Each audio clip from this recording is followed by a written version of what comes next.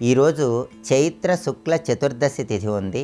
ఈ సందర్భంగా ఎలాంటి విధి విధానాలు పాటిస్తే సమస్త శుభ ఫలితాలు చేకూరుతాయో, అలాగే ముఖ్యమైన కార్యనిమిత్తమై బయటికి వెళ్ళేటప్పుడు, ముఖ్యమైన ప్రయాణాలు చేసేటప్పుడు ఎటువంటి నియమాలు పాటిస్తే సమస్త శుభ ఫలితాలు చేకూరుతాయో నేటి శుభం లాభం అనే శీర్షికన పరిశీలిద్దాం. ప్రధానంగా ఈరోజు చైత్ర శుక్ల చతుర్దశి తిథి ఉంది. చైత్ర శుక్ల చతుర్దశి సందర్భంగా నృసింహ డోలోత్సవాన్ని నిర్వహిస్తే సమస్త శుభ ఫలితాలు చేకూరుతాయని చతుర్వర్గ చింతామణి తిథి తత్వము అనే ప్రామాణిక గ్రంథాల్లో చెప్పారు. కాబట్టి ఈరోజు గృహంలో నరసింహస్వామి వారి విగ్రహము లేదా చిత్రపటము ఊయలలో ఉంచి ఊయల సేవ చేయాలి. లేదా దేవాలయంలో నృసింహ డోలోత్సవం జరుగుతూ ఉన్నట్లయితే దేవాలయానికి వెళ్ళి నరసింహస్వామి వారిని దర్శనం చేసుకొని నృసింహ డోలోత్సవాన్ని దర్శించాలి. దీనివల్ల శత్రుబాధలు, దృష్టి దోషాలు, అనారోగ్య సమస్యల నుంచి సులభంగా బయటపడవచ్చు.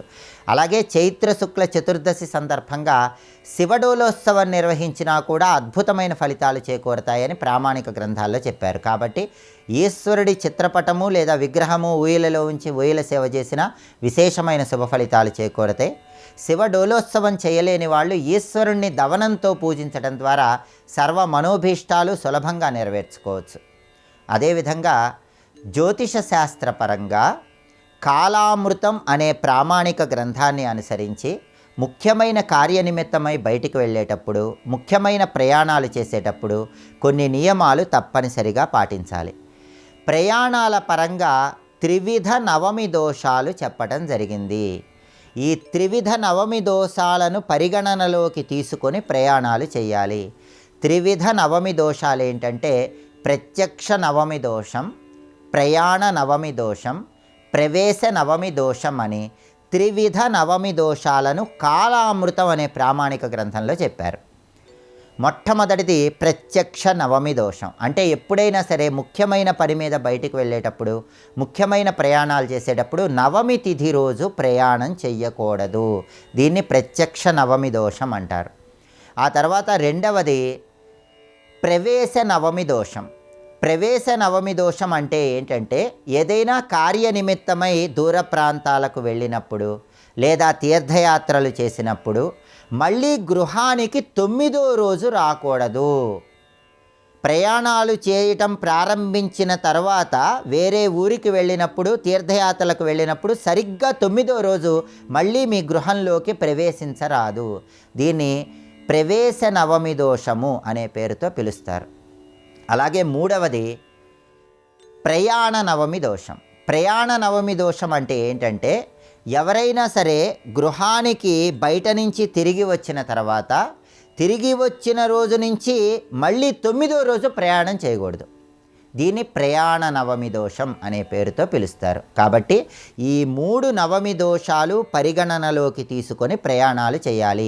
నవమి రోజు ప్రయాణం చేయకూడదు. ఎక్కడికైనా వెళ్ళినా కూడా సరిగ్గా నవమి రోజు ఇంట్లోకి రాకూడదు. అలాగే ఎక్కడికైనా ప్రయాణాలు చేసి ఇంటికి వచ్చాక మళ్ళీ సరిగ్గా 9వ రోజు ప్రయాణాలు కొత్తవి ప్రారంభించకూడదు. అలాగే ప్రయాణాల పరంగా వారశూలలను కూడా కాలామృతం అనే గ్రంథంలో చెప్పారు. వారశూలలు ఏంటంటే కొన్ని ప్రత్యేకమైన వారాల్లో ప్రత్యేకమైన దిక్కుల వైపు ప్రయాణం చెయ్యకూడదని కాలామృతంలో చెప్పారు. తూర్పు దిక్కుకి ఎప్పుడైనా సరే శనివారం రోజు, సోమవారం రోజు ప్రయాణం చెయ్యకూడదు. అలాగే పడమర దిక్కుకి ఎప్పుడైనా సరే ఆదివారం రోజు, శుక్రవారం రోజు ప్రయాణం చేయకూడదు. ఉత్తర దిక్కుకి మంగళవారం, బుధవారం ప్రయాణం చేయకూడదు.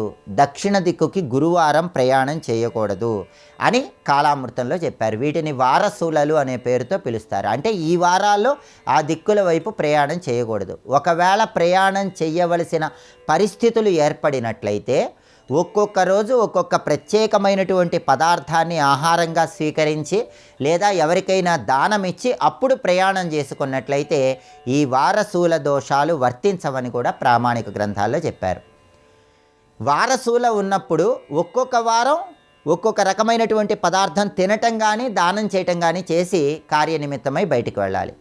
ఆదివారం రోజు నెయ్యి, సోమవారం రోజు పాలు, మంగళవారం రోజు బెల్లం, బుధవారం నువ్వులు, గురువారం పెరుగు, శుక్రవారం గోధుమలు, శనివారం మినుములు. ఇలా 7 రోజులకి 7 ప్రత్యేకమైనటువంటి పదార్థాలు చెప్పారు.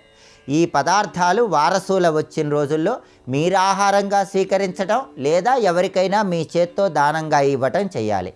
ఆ తర్వాత చెయ్యకూడని దిక్కువైపు ప్రయాణం చేసినప్పటికీ ఎటువంటి దోషము వర్తించదు. దీనికి ప్రమాణం కాలామృతం అనే గ్రంథం. కాబట్టి త్రివిధ నవమి దోషాలను పాటించండి, వారసులను పాటించండి. వారసులో ఉన్నప్పుడు కూడా ప్రత్యేకమైన పదార్థాలు దానం ఇవ్వటం కానీ మీరు ఆహారంగా స్వీకరించడం కానీ చేసి కార్యనిమిత్తమై బయటికి వెళ్ళండి. సమస్త శుభ ఫలితాలను సిద్ధింపజేసుకోండి.